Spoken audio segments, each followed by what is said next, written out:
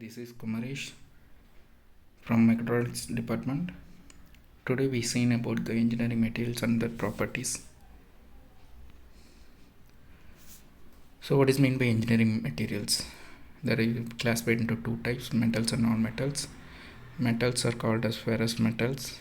Within contains ions as a major constitution. Example steel, cast iron. Non-ferrous, it is in contains the iron, example copper and aluminum. Non-metals are ceramic materials and organic materials. Ceramics are examples glass, brick, concrete, cement, etc. Organic materials, paper, fuel, rubber, paints. What are the factors to be considered for the selection of materials? That is availability, cost, physical properties, mechanical properties and manufacturing properties. For physical properties, the color, shape, size and density are considered, and their electric conductivity and thermal conductivity. What are the basics we can use to select the materials on the based on the mechanical properties, that is strength, stiffness, elasticity, plasticity, ductility, brittleness, malleability, toughness, machinability, resilience, creep, fatigue and hardness.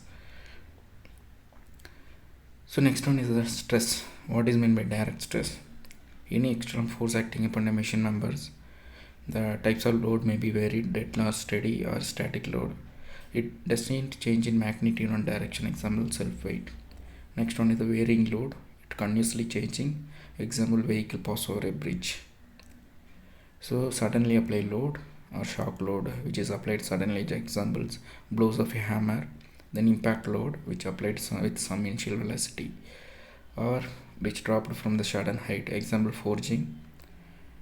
Next one is stress. The internal resonance of the force per unit area is called stress. The formula is sigma equal to P by A. P is load or force acting on the body. A is the cross-sectional area of the body. Next one is the strain, the rate of change of deformations, or the ratio of change in dimension to the original dimension, C equal to del L by L. The relation between the stress and strain and Young's modulus and the change in dimensions, the deformations equal to PL by AE. The next one is the types of stress and strains. The first one is the tensile stress. When the stress induced on a body is subjected to two equal and opposite poles, as a result there is an increase in length. This is known as tensile strength. The formula for the tensile strength is sigma equal to resistance force by cross sectional area, and tensile strain equal to increased length by original length. Next one is the compressive stress. When the stress induced in a body when subject to equal and opposite forces, as a result of where there is a decrease in the length of the body, is known as compressive state. The same as the ratio of decrease in length and the original length is known as compressive strain. The formula for the compressive stress equal to sigma equal to resistance force by cross sectional area.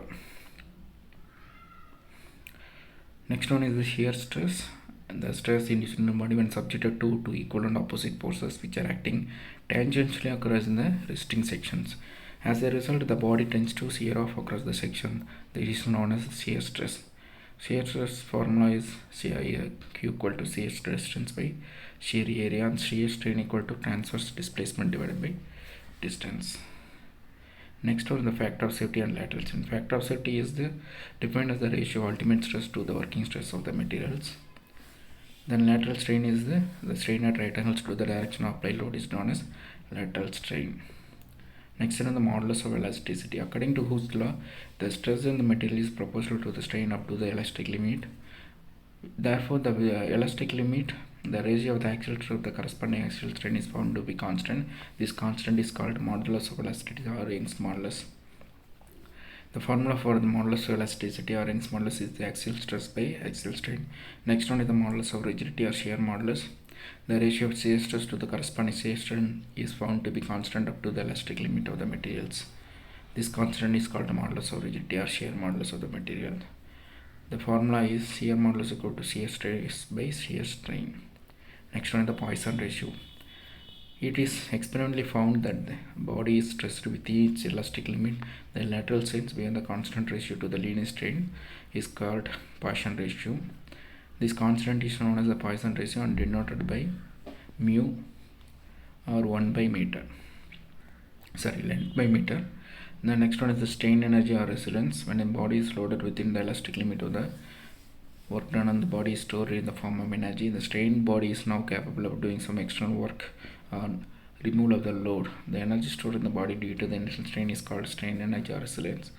The formula is strain energy equal to sigma square by 2E into A into L. The unit is Newton per Newton mm. Next one is the Hooke's law. Within elastic limit, the stress induced in the material is directly proportional to the strain. That is, sigma is directly proportional to the strain. The stress is directly proportional to the strain. That is sigma equal to E into A. E is the Young's modulus and sigma is the stress and E is the strain. This is the stress strain diagram which shows when we apply the load what are the stages it can be attained. When we apply load, the initial stage is called the proportional limit, then the elastic limit. After that, when we increase the load, it reaches the yield point. Then furthermore increase the load, it can attain the ultimate strength. This is the maximum point for the maximum load obtained. After that, it will be break or failure, that is called breaking limit.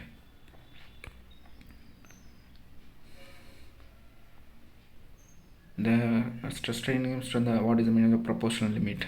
The stress is directly proportional to strain, and the point is called elastic limit. The stress is not proportional to strain. It means the strain diagram is not a straight line. Any load beyond E will cause the permanent deformation. The yield stress, the loading beyond E causes the external merge larger than the extensions observed earlier. The material yields to be greater extents and stress corresponding load at E or E is termed as a yield stress. Beyond Y, as much as similar increase in the load, it will cause the material stress to be semi-plastic mode.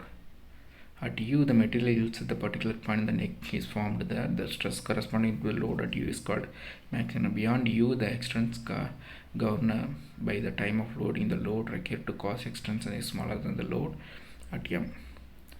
The area of cross section is considerable reduced. The elongation continues till the material breaks at breaking point B. The stress corresponding to the load at B is called breaking stress.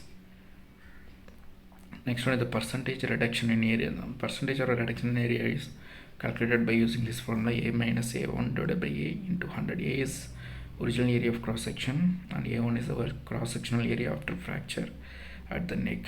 Next one is the percentage of elongation. It will be calculated by using the length of the specimen after fracture and original length. The formula is L1 minus L divided by L into 100.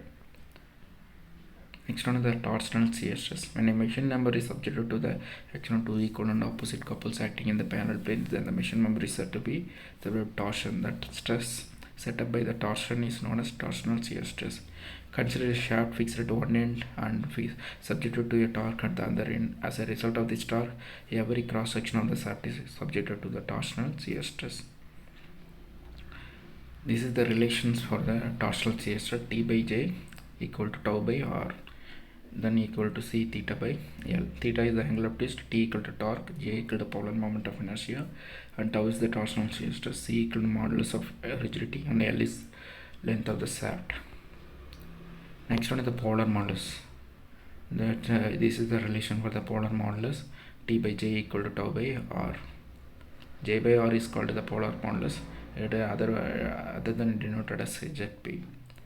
For solid shaft of diameter, the polar moment of inertia is taken as the J equal to pi d4 divided by 32. R equal to radius of the shaft, d by 2. By using this, we can calculate the torsion, T equal to tau into pi dq by 16 Newton per mm. Next is the torsional rigidity. This is the relation for the torsional T by J equal to C theta by L. Theta is the angle of twist, and the quantity of C into J is called torsional rigidity. Next one is the power transmission by the shaft. We can use this formula to calculate the power. P equal to 2 by nt by 60. The unit is watts. T equal to torque and n is the speed. It will be taken as the RPM. Next one is the impact and shock loading. The load acting on any machine component can be either of two types: gradual or suddenly applied, or impact or shock load. Gradual load is one which goes on increase over the period of time till the maximum value is reached. suddenly applied or impact or shock load. Each is applied suddenly with some initial velocity, example punching presses or hammer. Next one is the principal stress. Principal plane in a plane which the shear stress is 0, then the direct stress acting along these planes are known as principal stress. When the shear stress is also acting in addition, we have to find out maximum principal stresses. Next one is the eccentric loading. An external load whose line of action is parallel but it doesn't coincide with the central axis of the machine component. Then this is known as eccentric load. The distance between the central axis of the machine component and the eccentric load is called eccentricity and it denoted by small letter e. Next is stress concentration. The most of the engineering convention, the stress distribution is not uniform, so it will be uniform only when there is no change in cross section. Irregularity of the stress distribution due to abrupt changes of form is called stress concentration. Next one is the stress risers. Sudden changes in the cross sections on the material discontinuity is referred to as stress risers. Examples: holes, notches, strips, and threads, etc. This diagram shows how to minimize the stress concentration. It clearly shows how the stress concentrations will be shown in this picture. The shape of the components and stress concentration near the stress can be related be like for poor conditions and good conditions, preferred conditions. The stress concentration factors of the formula is maximum stress induced due to stress concentration and stress concentration without considering the stress concentration maximum stress. Then Kt equal to maximum stress done by nominal stress, sigma max equal to Kt into stress at net section. Either Kt is the stress concentration factor. Next one is the notch sensitivity. This is defined as the degree to which the actual stress concentration affects compressed to the theoretical stress concentration effect. Next one is the endurance limit. It defines the maximum level completely reversible bending stress, which is polished specimen can withstand without failure for the infinite number of cycles. That is, fatigue stress concentration factor will be raised Kf equal to endurance limit with the stress concentration and by endurance limit with the stress concentration. Thank you for watching this presentation.